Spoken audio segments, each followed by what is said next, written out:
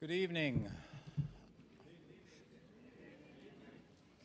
I'm David Ferriero. I'm the Archivist of the United States, and it's my pleasure to welcome you to the National Archives, the William G. McGowan Theater. Before we get to tonight's panel, I'd like to tell you about a couple of upcoming programs here at the McGowan Theater. On Tuesday, September 28th, we'll host James L. Swanson, who will discuss his new book, Bloody Crimes, The Chase for Jefferson Davis and the Death Pageant for Lincoln's Corpse. Swanson weaves together the stories of the two fallen leaders at the end of the Civil War. The program starts at 7 p.m.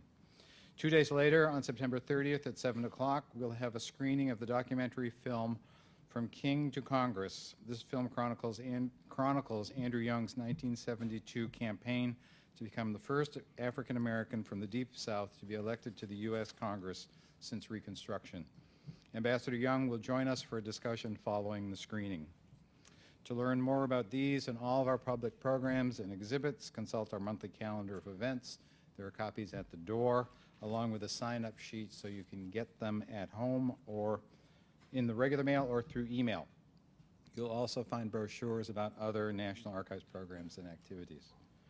Another way to get more involved in the National Archives is to become a member of the Foundation for the National Archives. The Foundation supports the work of the agency, especially its education and outreach programs, and there's a brochure outside also for joining the Foundation. We at the National Archives have long celebrated Constitution Day, the commemoration of the signing of the U.S. Constitution on September 17th, 1787. In the rotunda upstairs, the central display features the 4 pages of the Constitution inscribed on parchment 223 years ago. In 1987, in honor of the bicentennial of the Constitution, the National Archives held a year-long celebration with special guest speakers, conferences, exhibits, and films. Thousands came, testifying to people's enduring interest in and concern for the Constitution. But the most impressive turnout came during an 87-hour vigil, when more than 25,000 visitors passed through the rotunda. The exhibit hall was open around the clock, and people waited for up to 3 hours for their turn to file by the documents.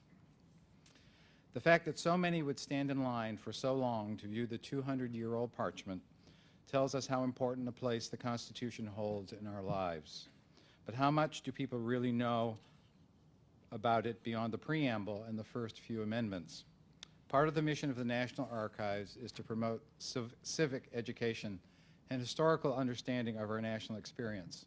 All year, not just in September, we encourage people to learn more about how the Constitution touches all of our lives by examining the documentary evidence freely available here at the Archives. The Center for the Constitution at James Madison's Montpelier shares this vision with us and recently conducted a survey on citizens' knowledge of the Constitution. Tonight's program on the state of the Constitution, What Every American Should Know, will reveal the results of that survey. The discussion promises to be lively and enlightening, and I'm sure we'll all be inspired to think more deeply about the constitutional principles that govern us. I'd like now to introduce Sean O'Brien, the Executive Director of the Center for the Constitution at James Madison's Montpelier. Previously, Sean was Director of the Sorensen Institute for Political Leadership and has also served in technology and communications planning positions for the W. Alton Jones Foundation, working with nonprofit organizations around the United States and around the world. The Center for the Constitution is a nonpartisan organization established in 2003 for the study and teaching of the founding principles and constitutional ideals. We're very pleased to host the Center tonight for their 4th annual Claude Moore Lecture. Welcome, Sean O'Brien.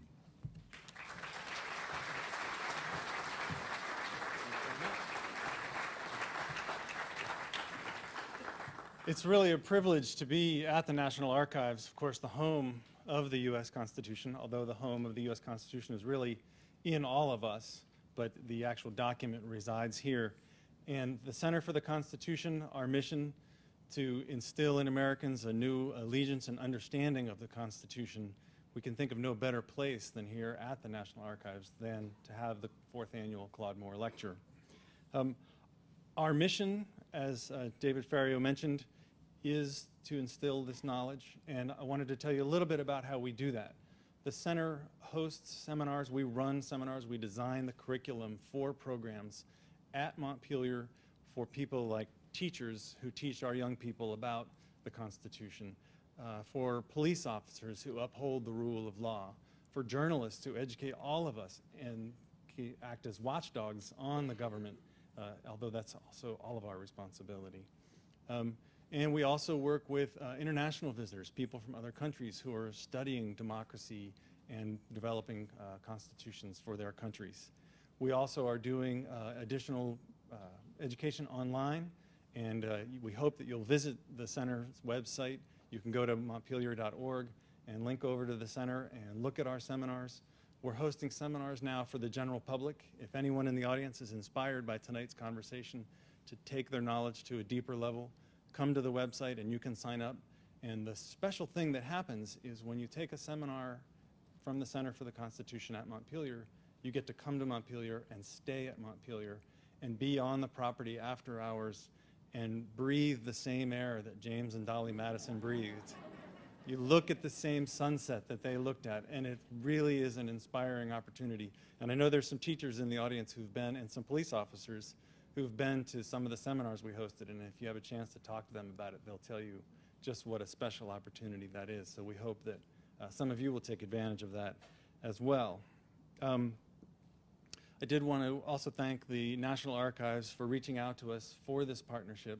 We're very privileged to be here. It's a wonderful opportunity, not only for us at Montpelier, but I think for everyone here to have this beautiful space and this inspiring location to have this conversation. We undertook this survey because we wanted to understand better what Americans know about the state of the Constitution, so that when we're designing the curriculum for our seminars, we would be able to design better seminars. And we found amazing things in our survey, and the panelists, of course, are going to enlighten you more about that. You can go online to the center's website, and you can take the survey yourself. You can look at all of the results online, and of course, you can link out to additional resources where you can expand your knowledge. I want to introduce now Quentin Kidd, who's a professor at Christopher Newport University over in Newport News in Virginia.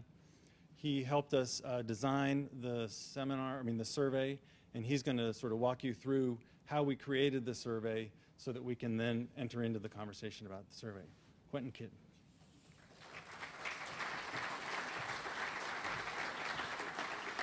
Thank you, and welcome everybody. Let me just tell you how the survey got started from ground up. The project is about 6 months in the making, going back to January of this year.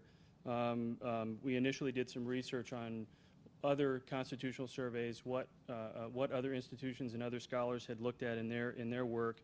We were particularly interested in avoiding the sort of gotcha surveys that sort of trick people into answering a question maybe a little bit wrong. We were interested in particular in understanding, seriously understanding what people really understood about the Constitution, about the principles and the concepts of the Constitution. Once we had a good feeling about what was out there and what had been done, we went to a group of constitutional scholars that the Center for the Constitution is associated with. We asked them to give us a list of important concepts and principles in the Constitution from their perspective. We then took that list and put together an initial draft of a survey that we then sent back to a half of those original experts that we had talked to. We asked them to critique that draft, any sort of problems they saw with it. We took their critiques and their comments. We then refined the draft of the survey, and we field tested it to make sure that the questions made sense to the average person, that the average person could understand the questions and respond to the questions appropriately. We timed it, etc. And once we had it refined at the point where we thought it was a really good document, we then sent it to the Muhlenberg College Institute for Public Opinion, where the live telephone interviewing took place. The survey itself is a random sample of adults aged 18 and older who reside in the United States, and it was conducted in the field July 20 to July 28 of this year. The final number of completed surveys in the national sample is 988, with a resulting margin of error of plus or minus 3.1% at the 95% level of confidence.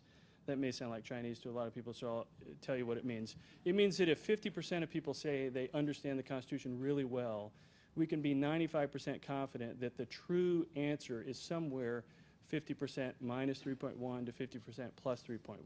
So we can feel really confident about the results of the survey. And then finally, the overall survey results were weighted on sex, age, race, and region of residence, so that we know that we accurately reflect the demographics of the United States as best as possible. So it's a pretty, we can feel pretty confident in these results, and they provide a good platform for discussion. Thank you.